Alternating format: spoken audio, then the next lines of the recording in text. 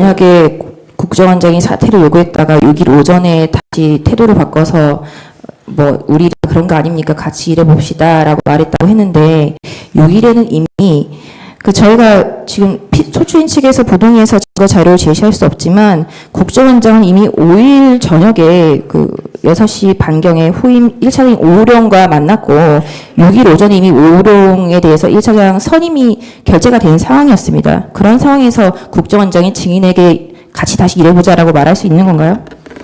그건 저한테 물어보실 게 아니라 국정원장한테 물어보시는 게 맞을 것 같고요.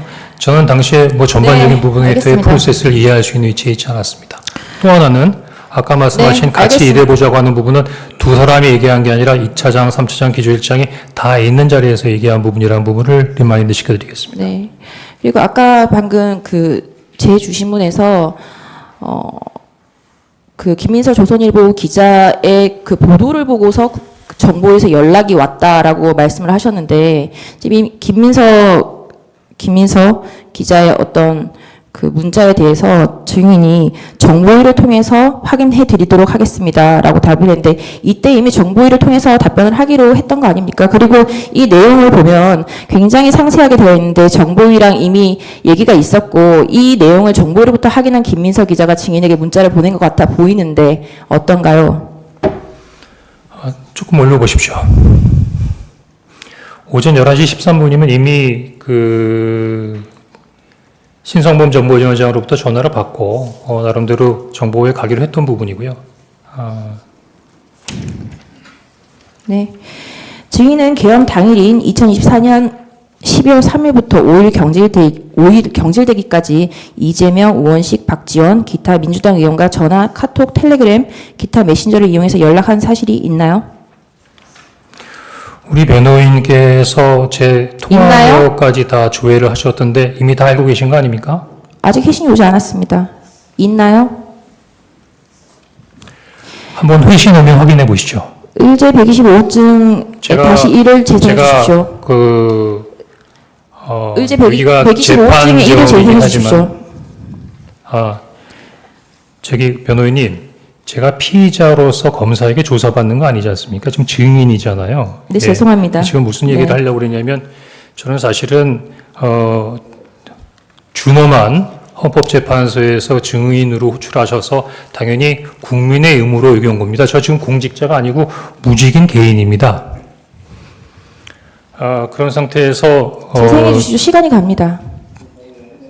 예, 그런 증인의 어떤 통화 내역 조회까지 하면서 이런 부분에 있어서의 증인의 위치에서 증인하는 것이 맞나 하는 부분에 있어서 상당한 부분에 있어서의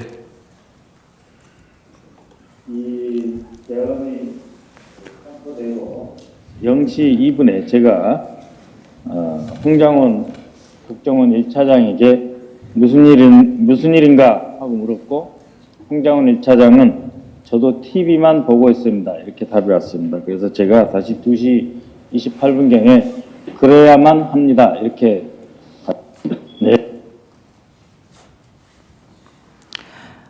다음 이렇게 다시 주의를 줬습니다가 박선원 의원의 워딩입니다. 증인은 국정원 1차장인데 야당 국회의원에게 주의를 받고 업무를 보고하는 사이였나요?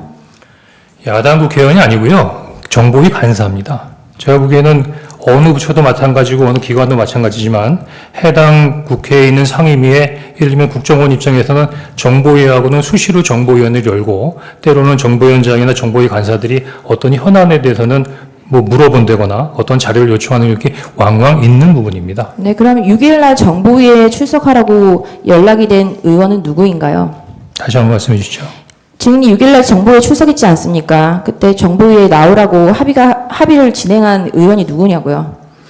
그거는 12월 6일 아침에 조선일보 기사를 보고 어떻게 된 거냐라고 물어봤던 신성범 정보위원장이십니다. 증인이 제출한 신성범 정보위원장과의 전화 통신 내역입니다. 이건 증인이 제출한 겁니다. 저희가 조회한 게 아니라. 네. 예.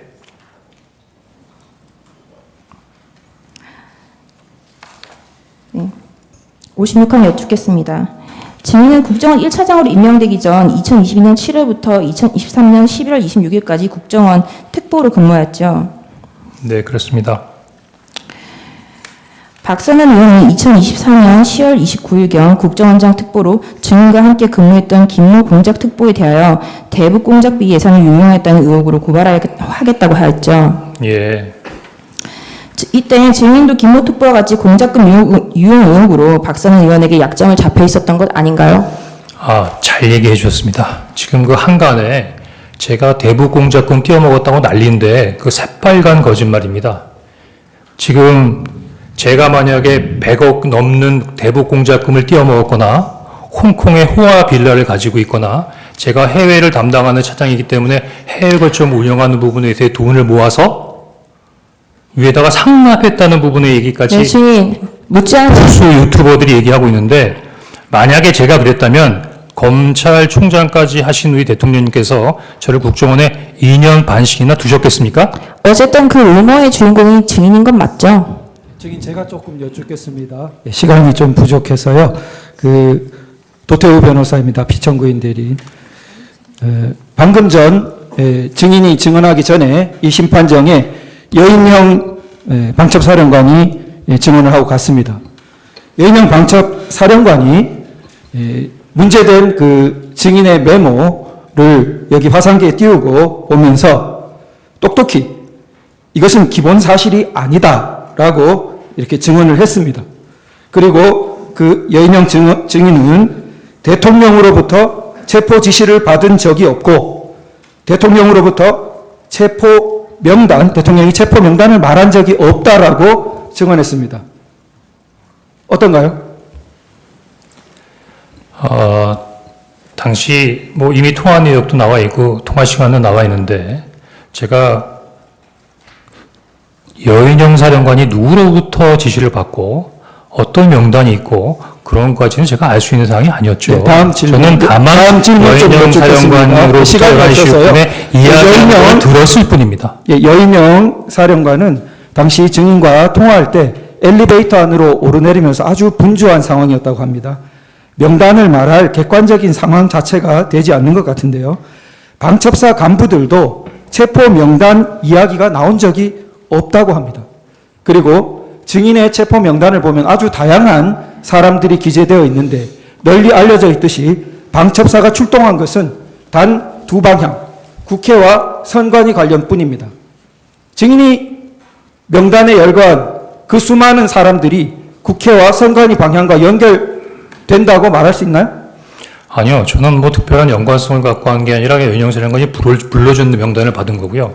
그럼 우리 변호인께서는 그 10명, 10여 명의 명단을 제가 지원했다고 생각하시는 겁니까? 네. 제가 12월 6일만 하더라도 네, 제가 더 많은 의혹을 제기했지만 시간상요. 지금 제가 다음 방첩사에서 똑같은 명단이 확인됐다고 언론에 나왔던데요. 다음 질문하겠습니다. 네. 송준호 변호사입니다. 증인은 지난번 국조특위에서 김성훈 경호차장 만난 사실 있죠? 김성훈 경호처장 만난 적 있죠. 같이 그때 출석하 있는 증인으로 같이 있었습니다. 예. 그때 김성훈 경호차장이 증인한테 이제 거짓말 좀 그만하시죠. 이렇게 물어보니까 증인이 미안하다, 가른말을 잘못 탔다 이렇게 대답한 적이 있죠. 새빨간 거짓말입니다. 김성훈 그럼 제가 다음 경호차장이 저한테 뭐라 그랬냐면 좀 그만하시죠. 그렇게 얘기했습니다. 예, 그 증인의 명단 속에 이제 김어준 씨가 있는데요.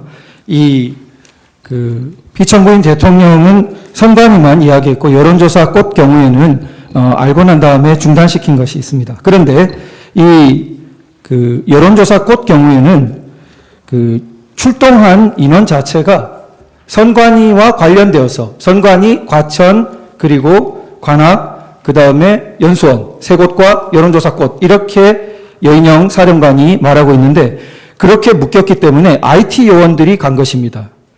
그렇다면 그 증인의 이런 명단과는 관련이 없어 보이는데 어떤가요? 변호인님, 제가 이 관련된 부분에 대해 작전을 지시하거나 아니면 책임지는 책임자가 아니지 않습니까? 다만 도와줘라 라고 하는 말씀을 듣고 뭘 도와줄 건가를 물어보기 위해서 전화를 했고 그때 그 여인영 사령으로부터 들은 이야기를 그냥 전하는 겁니다. 그게 옳은지 그른지도 제가 판단할 수 있는 부분이 아니고 그냥 들은 이야기를 전하는 겁니다. 예, 제안합니다. 정영식 재판관님 질문하십시오.